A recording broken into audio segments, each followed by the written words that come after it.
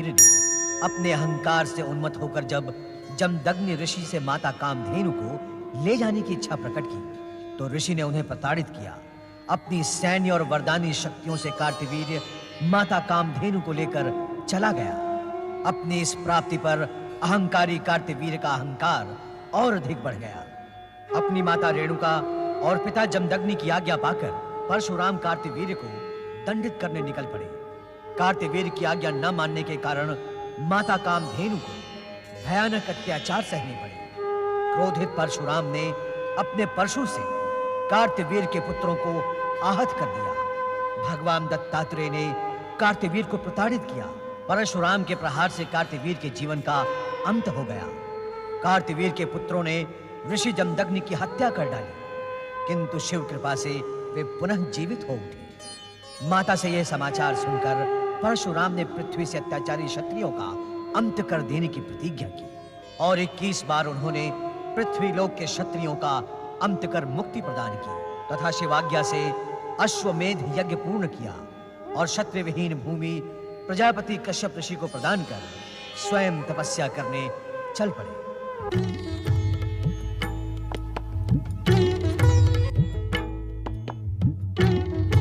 परमेश्वर, इस त्रेता युग में आपके परम प्रिय शिष्य परशुराम ने 21 बार पृथ्वी लोक को क्षत्रियों से विहीन किया है।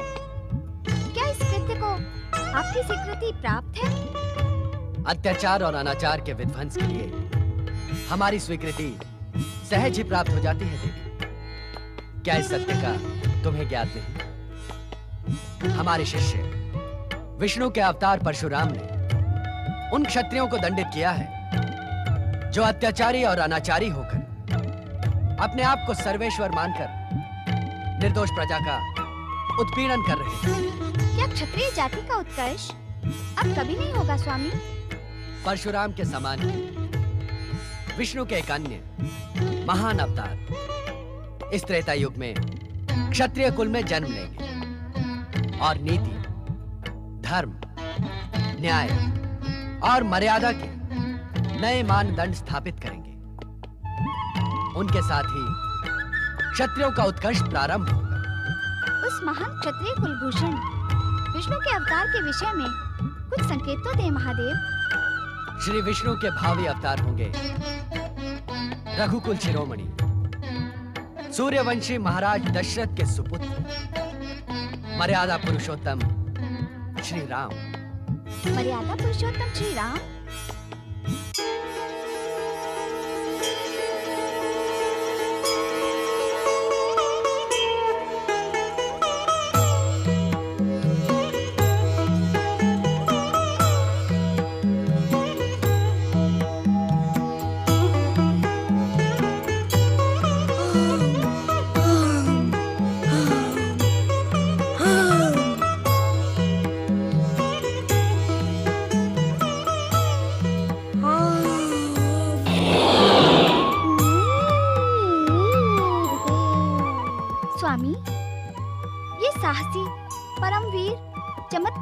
शिशु कौन है? शक्ति स्वरूपा पार्वती, इस देव वानर शिशु को तुम तनिक प्रयास से स्वयं पहचान सकती हो।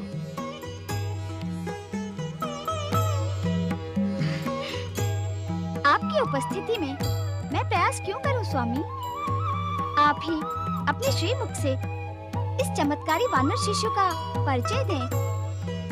ये परम वीर है अंजनी पुत्र केसरी नंदन रुद्र अवतार मारुति, जिसने श्री राम अवतार के काल में प्रमुख भूमिका निभाने के लिए यह वानर अवतार धारण किया।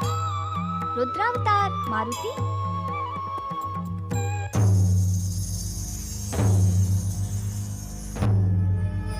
दुष्ट वानर, तेरा यह दुस्साहस तू सृष्टि के कार्य में बाधा उत्पन्न कर रहा है। मुक्त कर दे सूर्यदेव को, मुक्त कर दे सूर्यदेव को, अन्यथा मैं अपने वज्र प्रहार से तुझे नष्ट कर दूंगा। अब तुझे मेरे वज्र प्रहार से कोई नहीं बचा सकता।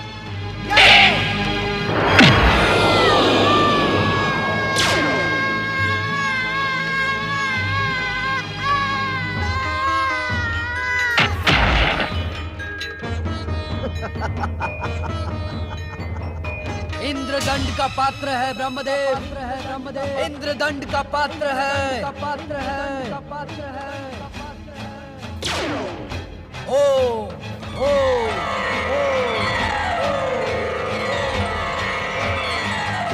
ब्रह्मदेव ब्रह्मदेव ब्रह्मदेव रुद्र अवतार शिशु मारुति के हनु पर इंद्र ने वज्र प्रहार करके हमारे कोप को जगा दिया है। वो दंड का पात्र है ब्रह्मदेव, इंद्र दंड का पात्र है।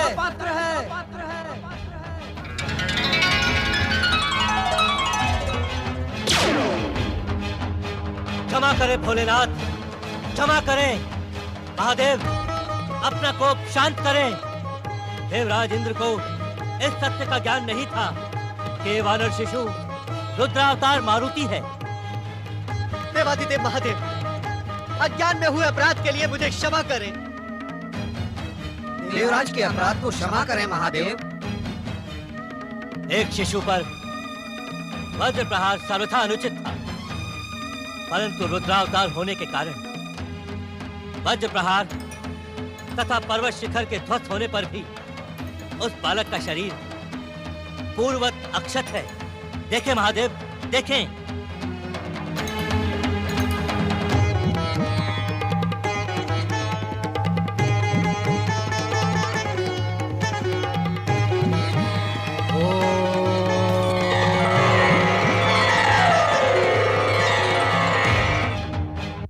हनु पर प्रहार होने के कारण अब मारुति हनुमान के नाम से प्रसिद्ध होगा तथा वज्र के समान बलि शरीरधारी होने के कारण बजरंग बली के नाम से विख्यात होगा।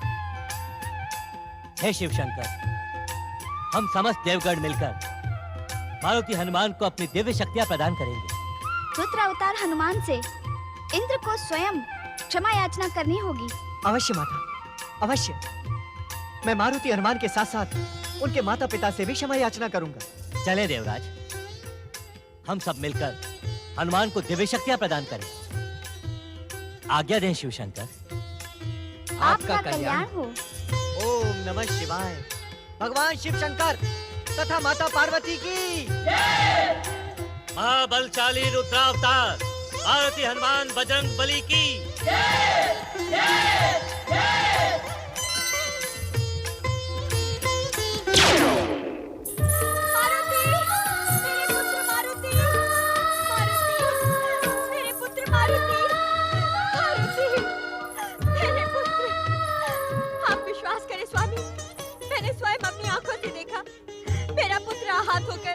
आकाश से पृथ्वी की ओर गिरा।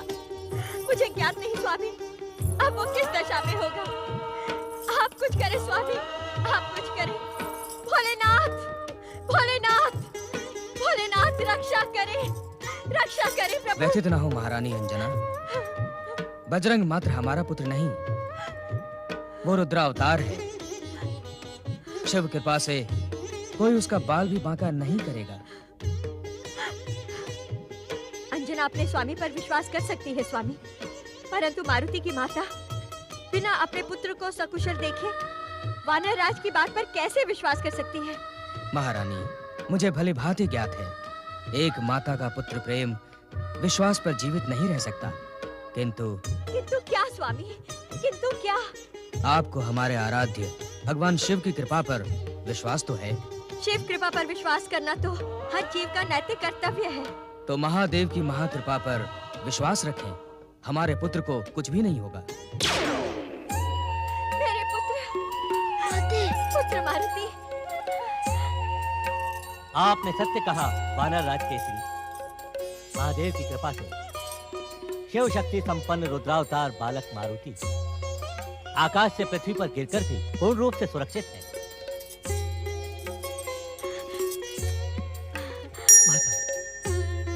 माता, इस अपराध का दोषी मैं हूं। मेरा अहंकार इस रुद्र शक्ति संपन्न बालक को पहचान ना सका।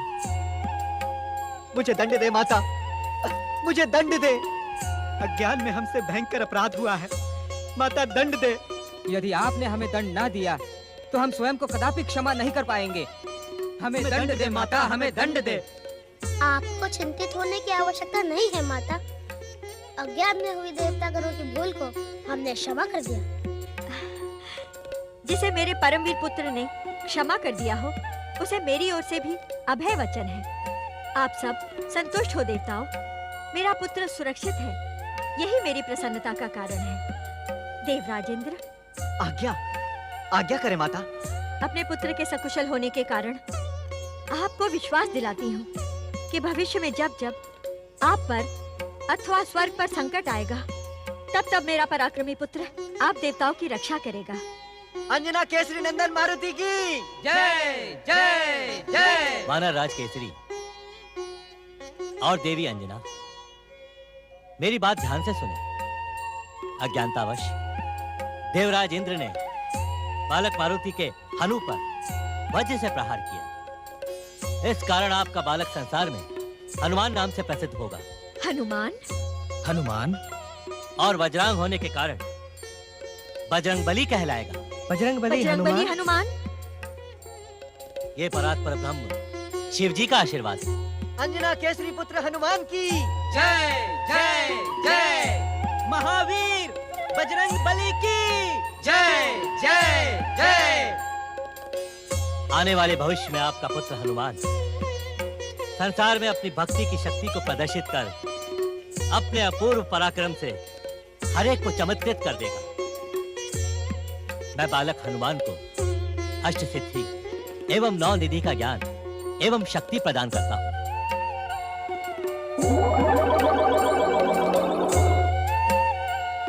देवगण, बालक हनुमान की क्षमा और माता अंजना से अभय वचन प्राप्त कर संतुष्ट हो जाए और बालक हनुमान को दिव्य शक्तियां प्रदान करें। जो आज्ञा परमपिता। बालक हनुमान, मेरी दिव्य शक्ति प्राप्त करके अग्नि कभी भी तुम्हारा अनिष्ट नहीं कर पाएगी। वो तुम्हारे लिए चंदन के समान शीतल बन जाएगी। मैं तुम्हें अपनी इच्छा गति के चलने के साथ ही अपनी इच्छा अनुसार 14 भुवनों में गमन करने की दिव्य शक्ति प्रदान करता हूं। पुत्र हनुमान, हमारी दिव्य शक्ति प्राप्त करके तुम इस संसार के अपराजित योद्धा बन जाओगे, अतुलित बलशाली बन जाओगे। संसार की कोई भी शक्ति तुम्हें पराजित नहीं कर सकेगी। मेरी दिव्य शक्ति से तुम मंत्र, तंत्र, रहस्य और माया को पल मात्र में पहचान कर उसे ध्वस्त करने में सक्षम हो जाओगे। मेरे पुत्र हनुमान को जो आप सबकी कृपा प्राप्त हुई है, उसके लिए मेरा शत शत प्रणाम स्वीकार करें। अंजना केसरी नंदन हनुमान की जय जय जय। महावीर बजरंगबली की जय जय जय। नारायण नारायण नारायण, लक्ष्मी नारायण नारायण नारायण नारायण।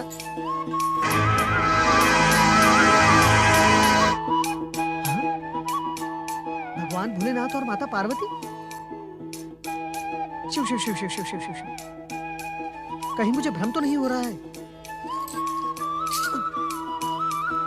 नारायण नारायण। नहीं नारद, ये भ्रम नहीं, ये परम सत्य है। भगवान भोलेनाथ ने अपने सुंदरतम दर्शन देकर मेरा जीवन धन्य कर दिया है। परंतु ये मार्ग कैलाश की ओर तो नहीं जाता। नारायण नारायण, अर्थात कोई नई शिव लीला का प्रारंभ होने जा रहा है। नारायण नारायण। भोलेनाथ भोलेनाथ भोलेनाथ, मेरे साथ ही आंख मिचोली क्यों? मैं आपके दर्शनार्थ कैलाश भी गया था, परंतु आपके दर्शन वहां भी नहीं हुए। और अभी इसी स्थान पर कुछ क्षण पूर्व मैंने आपकी परम पावन छवि देखी, परंतु आप अदृश्य हो गए। भोलेनाथ, ऐसा क्यों भोलेनाथ? हर हर महादेव, हर हर महादेव। भोलेनाथ, अपने भक्त के भ्रम का निवारण करे भोलेनाथ। अपने परम पावन दर्शन देकर अपने भक्त को कृतार्थ करें। भोलेनाथ, मुझे दर्शन दे। भोलेनाथ, मुझे दर्शन दे। भोलेनाथ, आपको अपने भक्त नारद की सौगंध, मुझे दर्शन दें, मुझे दर्शन दें। ओम नमः शिवाय। प्रणाम भोलेनाथ, प्रणाम माता। माता, हमसे क्या कोई अपराध हो गया है जो आप हमें दर्शन नहीं देते? नारद, स्वामी के दर्शन के लिए तो कठोर आराधना और कठिन साधना करनी ही पड़ती है। इसमें इतना उद्विग्न होने की क्या आवश्यकता है? नारायण नारायण। माता, मैं सदा भगवान भोलेनाथ के दर्शन पाकर कृतार्थ हो जाता हूँ, परंतु जब मुझे इनके दर्शन प्राप्त नहीं होते तब मैं उद्विग्न और उत्तेजित हो जाता हूँ। चतुर नारद, अपने भावुक अभिनय से तुम जिस प्रश्न का उत्तर जानने के इच्छुक हो वो तुम्हें इस समय तो नहीं मिलेगा। नारायण नारायण। अर्थात इस संसार रूपी मंच पर किसी नवीन शिव लीला का उदय हो रहा है। इस प्रश्न का भी वही उत्तर है जो तुम्हारी जिज्ञासा का है। इसके लिए भी तुम्हें निराश होना पड़ेगा। अब अभिनय की युक्ति के साथ कोई अन्य प्रश्न शेष है तो वो भी पूछ लो। नारायण नारायण नारायण नारायण। स्वयं नटराज शिव और नटरागी शिवा के सम्मुख अभिनय की युक्ति का प्रयोग करना मूर्खता ही होगी। परंतु आप मुझे इतना तो बता ही दें कि आप कैलाश से कब तक अदृश्य रहेंगे और तब तक आप कहाँ रहेंगे? इस संसार के कण-कण में व्याप्त विश्वेश्वर शिव को निवास स्थान का अभाव नहीं है। ये किसी भी जड़ चेतन पदार्थ पर अपनी इच्छा तक कृपा कर सकते हैं। नारायण नारायण। अर्थात भगवान भोलेनाथ और माता पार्वती अब लंबे समय तक कैलाश से अदृश्य रहेंगे। परंतु इस शिवलीला का रहस्य तो ढूंढना ही होगा नारद। नियमित शिव दर्शन के बिना नारद का जीवन व्यर्थ हो जाएगा। नारायण नारायण। देवर्षि नारद ने निश्चय किया कि वे नवीन शिवलीला का रहस्य ज्ञात करके ही रहेंगे। दूसरी ओर शिवलीला के अंतर्गत ही परम शिव भक्त लंकेश्वर रावण पुष्पक विमान पर बैठकर आकाश मार्ग से चला जा रहा है।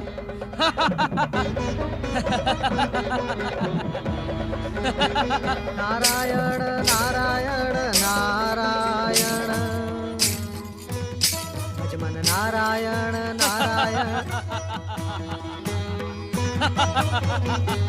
शिव शिव शिव शिव शिव शिव शिव शिव। श्री गणेश लोग जाते समय इस दुष्ट रावण के दर्शन कहां से हो गए? अरे अरे अरे, ये दुष्ट अत्याचारी रावण स्वर्ग की ओर जा रहा है। ये देवराज इंद्र के गुप्तचर कहां कहां कहां हैं? क्या कर रहे हैं? मैं ही इसे रोकने का प्रयास करता हूँ। नारायण नारायण।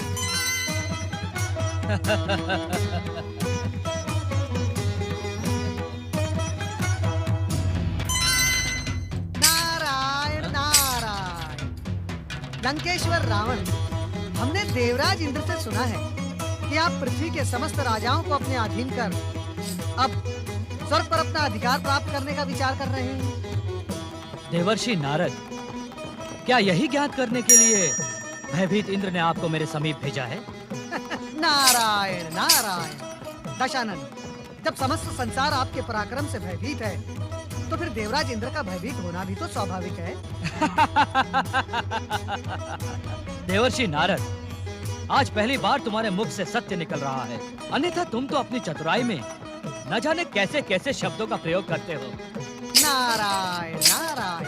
अब जैसी भाषा जिसे समझ में आए वैसे ही बोलना उचित होता है ना। अब दुष्ट तो दुष्टता की ही भाषा समझेगा ना। अर्थात लंकेश्वर, धीरज जीवन की बहुमूल्य उपलब्धि है। मेरी बात समाप्त होने के पश्चात अर्थात पूछना। हाँ हाँ कहो। तो दुष्ट दुष्टता की भाषा समझता है, वैसे ही सज्जन सज्जनता की भाषा समझता है, पराक्रमी पराक्रम की भाषा समझता है और धनवान धन की भाषा समझता है। और रावण के पराक्रम में तो किसी को संदेह है ही नहीं, इसीलिए मैं पराक्रम और सत्य की बात कर रहा हूँ।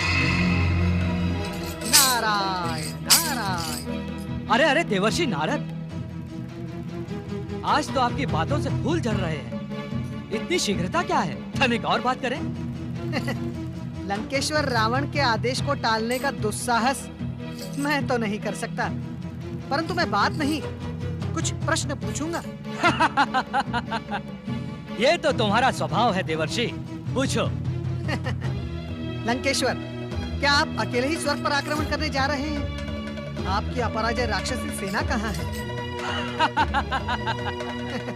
लंकेश्वर, आपके पराक्रम में संदेह नहीं है, किंतु क्या? निसंकोच कहो देवर्षि, आज पहली बार तुम्हारी बातें भली लग रही हैं। नारायण नारायण, चाटुकारिता प्रत्येक को भली लगती है लंकेश्वर। क्या कहा तुमने? यही कि आप कितने ही बलशाली क्यों न हो, परंतु दिव्य शक्ति संपन्न देवराज इंद्र और देवताओं के सम्मुख आपका अकेले टकराना आपके लिए उचित नहीं होगा। अच्छा। हाँ दशानन, आपको अपनी बलशाली सेना को साथ लेकर ही स्वर्ग पर आक्रमण करना उचित होगा। देवर्षि नारद, क्या आपकी इंद्र से शत्रुता हो गई है? क्या कारण है कि देवों के ऋषि नारद दैत्यों के शुभचिंतकों की भाषा बोल रहे हैं? नारायण नारायण, मैं सत्य का शुभचिंतक हूँ लंकेश्वर। आपके पराक्रम से संसार में पराक्रम का सत्य उभरा है, इसीलिए एक शुभचिंतक के नाते मैंने आपको स्वर्ग पर अकेले आक्रमण ना करने का परामर्श दिया है। नारायण नारायण।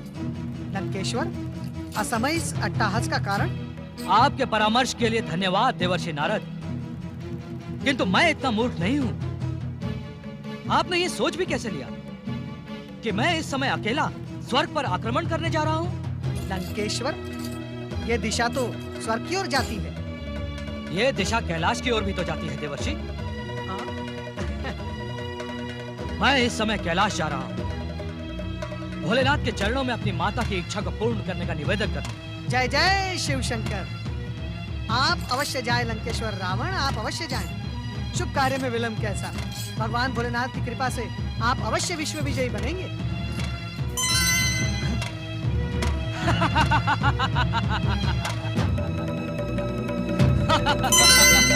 जाएं लंकेश्वर जाएं, आप कैलाश अवश्य जाएं, परंतु भगवान भोलेनाथ तो वहां से अदृश्य हो गए। नारायण नारायण। कहीं ये शिवलीला तो नहीं नारद? नारायण नारायण। भोलेनाथ, आपकी लीला को समझना अत्यंत कठिन है। ओम नमः शिवाय।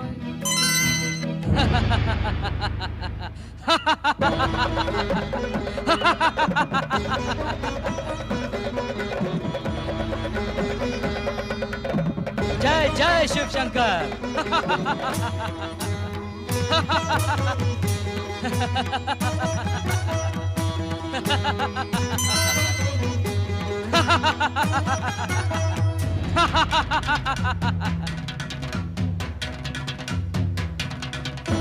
आश्चर्य है, आज भोले शंकर कैलाश से अदृश्य है।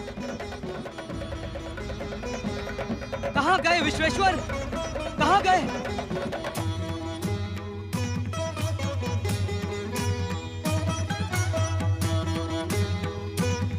हर हर महादेव, हर हर महादेव। भोलेनाथ, क्या आप अपने परम भक्त रावण से रुष्ट हैं? आप तो अंतर्यामी हैं, संसार के कण कण का ज्ञान है आपको। क्या अपनी माता की इच्छा पूर्ण करने के उद्देश्य से मेरे कैलाश आगमन का ज्ञान आपको नहीं होगा? अवश्य होगा, अवश्य होगा विश्वेश्वर, अवश्य होगा।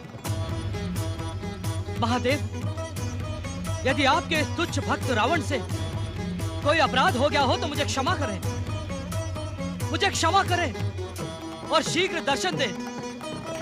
प्रकट होकर शीघ्र दर्शन दे भोलेनाथ, दर्शन दे महादेव, दर्शन दे विश्वेश्वर।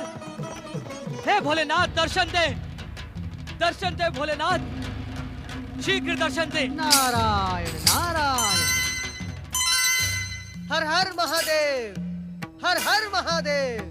हे त्रिकालदर्शी, हे देवादिदेव, भगवान भोलेनाथ मुझे दर्शन दे।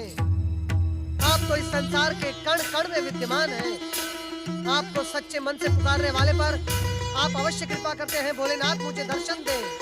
अपने दीनहीन भक्त नारद की पुकार को कृपया आप अनसुनी ना करें भोलेनाथ। मुझे दर्शन दें, मुझे दर्शन दें।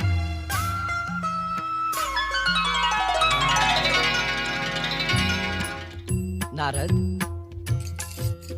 ओम नमः शिवाय। मेरी करुण पुकार सुनकर आप मुझ पर कृपा करने प्रकट हुए हैं ना भोलेनाथ। नारद, तुम्हारे मन में जो दूसरों के लिए कल्याणकारी भावना है, उससे हम सदा प्रसन्न रहते हैं। भोलेनाथ, वो मेरी विशेषता नहीं, आपकी कृपा है। आप सदा मुझ पर कृपालु रहे हैं, किंतु निसंकोच कहो नारद। भोलेनाथ, क्या लंकेश्वर रावण की पुकार आप तक नहीं पहुंच रही है? इस प्रश्न का उत्तर देने से पूर्व तुम हमारे एक प्रश्न का उत्तर दो। जो आज्ञा भोलेनाथ। ऐसा प्रतीत होता है कि लंकेश्वर रावण का कथन पूर्ण सत्य था। क्या तुम्हारी देवराज इंद्र से कुछ अनबन हुई है? नारायण नारायण, ऐसा प्रश्न क्यों भोलेनाथ? देवताओं के ऋषि यदि राक्षस सम्राट रावण की पुकार को लेकर उद्विग्न हो, तो ऐसा प्रश्न उचित ही है। क्या तुम राक्षस राज रावण के प्रतिनिधि बनकर आए हो नारद? भोलेनाथ, मैं तो मात्र भक्त की पुकार भगवान तक पहुंचाने का प्रयत्न कर रहा हूँ। तनिक धीरे बोले देवर्षि। यदि आपका स्वर देवराज इंद्र तक पहुंच गया, तो आपका देवर्षि पद संकट में पड़ जाएगा। उन्हें वैसे भी आपकी निष्ठा पर संदेह बना रहता है। भोलेनाथ, क्या मुझसे कोई अपराध हो गया है जो आप मुझे इस प्रकार प्रताड़ित कर रहे हैं? अपराध नहीं नारद, तुम्हारे मन की भावना ज्ञात कर ही ऐसे शब्द निकल रहे हैं। अर्थात महेश्वर? अर्थात इस समय रावण की पुकार को लेकर उद्विग्न हुए तुम वास्तव में शिव लीला का रहस्य ज्ञात करने के इच्छुक हो। भोलेनाथ, भयभीत ना हो नारद। तुम्हें ज्ञात है कि शिव लीला विधि के विधान की धुरी पर स्वतः ही आगे बढ़ती है, और जहां तक रावण का प्रश्न है, तो उसे उसी समय हमारे दर्शनों की कृपा मिलेगी, जिस समय विधि का निश्चित विधान हो।